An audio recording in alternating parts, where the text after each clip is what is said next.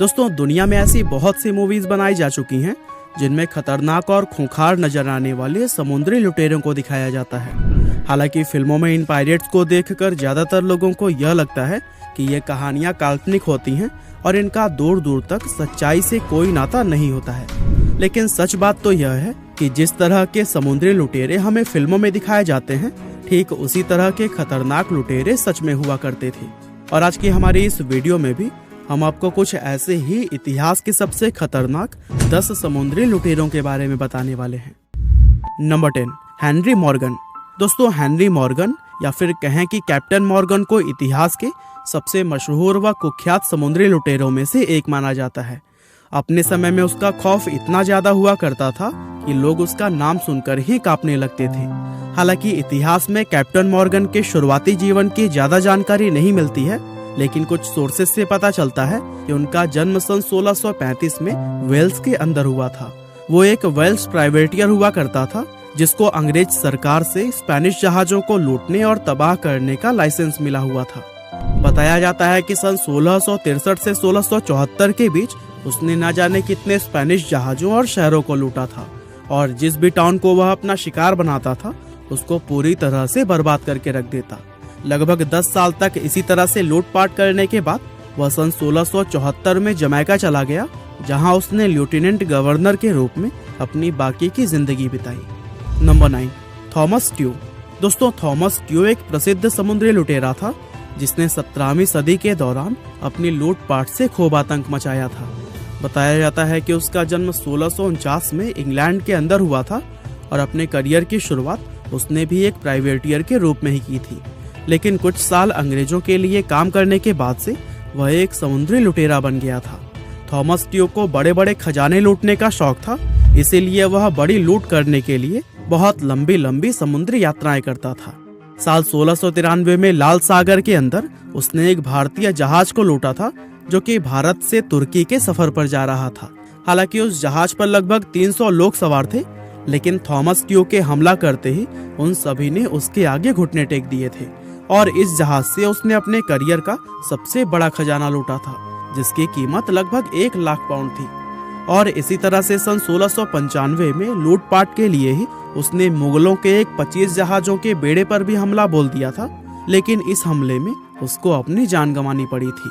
Thomas ट्यू समुद्री लुटेरों के लिए एक रोल मॉडल की तरह था, क्योंकि उस समय उसके नक्शे कदम पर चलकर बहुत सारे लोग पायरेट्स बन रहे थे। Number 8, Henry every. दोस्तों, हेनरी एवरी एक ऐसा लुटेरा था जिसको समुद्री लुटेरों का राजा कहा जाता था। बताया जाता है कि अपनी पूरी जिंदगी में हेनरी ना तो कभी गिरफ्तार हुआ और ना ही किसी के हाथ में आया। यही वजह है कि उसको इतिहास के सबसे चालाक समुद्री लुटेरों में भी शुमार किया जाता है। हेनरी का जन्म 1659 में इंग्लैंड के अंदर हुआ था और उसने अपने करियर की शुरुआत इंग्लैंड के शाही नेवी में काम करते हुए की थी, लेकिन ये नौकरी उसको कुछ खास पसंद नहीं आई थी, इसीलिए इसको छोड़कर वह एक लुटेरा बन गया। हेनरी ने साल 1695 में मुगलों के एक 25 जहाजों के बेड़े पर हमला किया था जो कि मक्का के सफर पर निकला था। और दोस्तों, आपकी जानकारी के लिए बता दें कि यह वही हमला था जिसमें मशहूर समुद्री लुटेरे थॉमस ट्यू की मौत हो गई थी। लेकिन हेनरी इस लूट में जिंदा बच निकलने और 6 लाख पाउंड का खजाना लूटने में कामयाब रहा था। और दोस्तों, आज के समय के हिसाब से देखें तो उस खजाने की वैल्यू लगभग 92 मिलियन पाउंड्स थी। और दोस्तों, इस खजाने को लूटने के बाद से हेनरी हमेशा के लिए कहीं गायब सा हो गया, जिसके बाद से उसको कभी भी नहीं ढूंढा जा सका। Number 7, William kid. दोस्तों, विलियम किड 17वीं सदी का एक मशहूर समुद्री लुटेरा था जिसका जन्म 1655 में स्कॉटलैंड के अंदर हुआ था। बताया जाता है कि शुरुआत में वो एक प्राइवेटियर हुआ करता था जिसको अंग्रेज सरकार द्वारा फ्रांसीसी जहाजों को लूटने और उन पर कब्जा करने का काम सौंपा गया था। अब पहले तो इस काम को वह सिर्फ सरकार के लिए करता था, लेकिन धीरे धीरे विलियम को इस काम में मजा आने लगा और कुछ ही समय में वो एक खतरनाक समुद्री लुटेरा बन गया। एक लुटेरे के रूप में विलियम ने बहुत सी बड़ी बड़ी लूटों को अंजाम दिया, जिसके चलते उसका नाम पूरी दुनिया में ही फेमस हो गया था। हालांकि साल 1701 में अंग्रेज सरकार के द्वारा उसको गिरफ्तार करके फांसी पर लटका दिया गया था। Number 6, Edward teach. दोस्तों, एडवर्ड टीच अपने समय के सबसे खतरनाक और खूंखार समुद्री लुटेरों में से एक माना जाता था। उसका जन्म इंग्लैंड के अंदर सन 1680 में हुआ था और लोग उसको बैक बियर्ड कहकर भी बुलाते थे। बताया जाता है कि वो शुरुआत में एक लुटेरा नहीं था, बल्कि पहले वो सरकार के लिए काम किया करता था और कई सारे युद्ध के दौरान उसने फ्रांसीसी जहाजों को पकड़ने में सरकार की काफी मदद भी की थी। लेकिन ये भलाई की जिंदगी उसको ज्यादा समय तक रास नहीं आई और वो नौकरी छोड़कर एक समुद्री लुटेरा बन गया। एक लुटेरे के रूप में उसने दुनिया भर में काफी नाम कमाया और लोगों में उसका खौफ ऐसा था कि वे उसका नाम सुनकर ही घबरा जाते थे। और दोस्तों, बताया जाता है कि pirates of the Caribbean film में बैक बियर्ड नाम का कैरेक्टर भी एडवर्ड टीच से ही इंस्पायर होकर बनाया गया है। Number 5, Calico Jack. दोस्तों, कैलिको जैक एक शातिर समुद्री लुटेरा था जो कि 18वीं सदी की शुरुआत में क्यूबा और बहामास के समुद्री हिस्सों पर राज किया करता था। कैलिको का जन्म सन 1682 में इंग्लैंड के अंदर हुआ था और उसका असली नाम जॉन रैकहम था। अब यूँ तो जैक अपने तेज और शातिर दिमाग के लिए लोगों के बीच काफी मशहूर था, लेकिन एक चीज जिसने उसको पूरी दुनिया में फेमस किया था वो यह थी कि उसने अपने शिप पर पुरुषों के साथ ही 2 महिलाओं को भी अपने क्रू में रखा हुआ था। इन महिलाओं का नाम मैरी रीड और एनी बोनी था, जो कि इतिहास की सबसे फेमस महिला पायरेट्स मानी जाती हैं। दरअसल उस समय किसी महिला का एक लुटेरे के जहाज और उसके दल में शामिल होना बहुत ही ज्यादा दुर्लभ माना जाता था।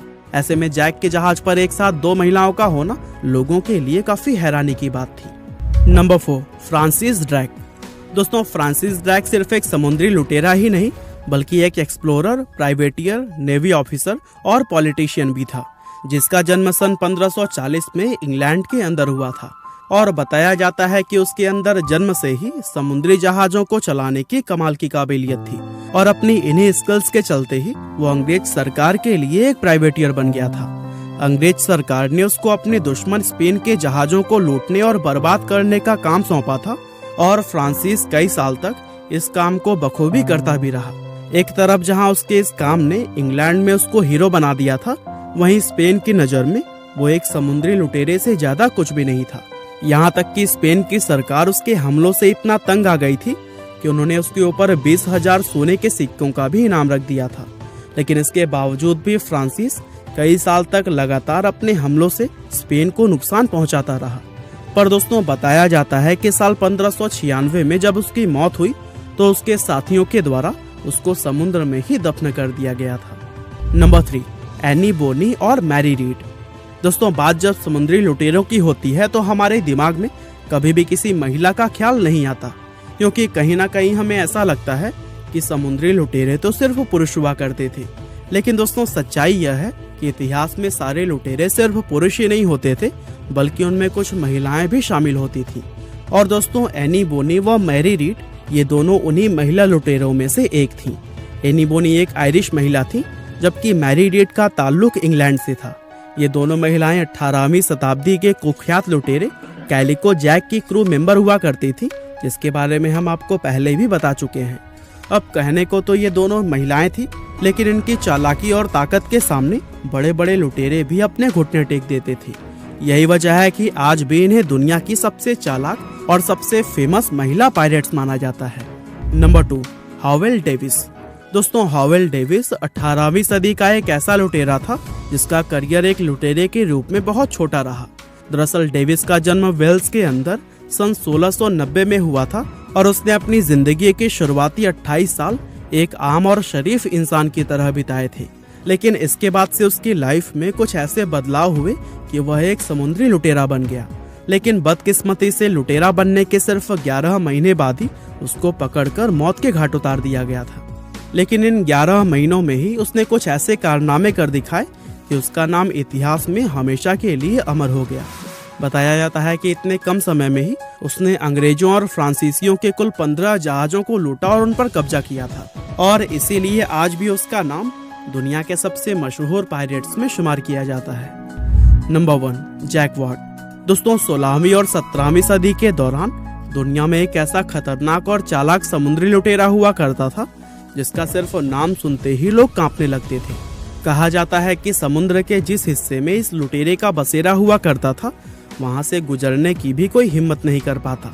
असल में जिस लुटेरे की हम बात कर रहे हैं उसका नाम जैक वार्ड था। जिसके बारे में कहा जाता है कि pirates of the Caribbean movie के अंदर कैप्टन जैक स्पैरो का किरदार भी आधारित है।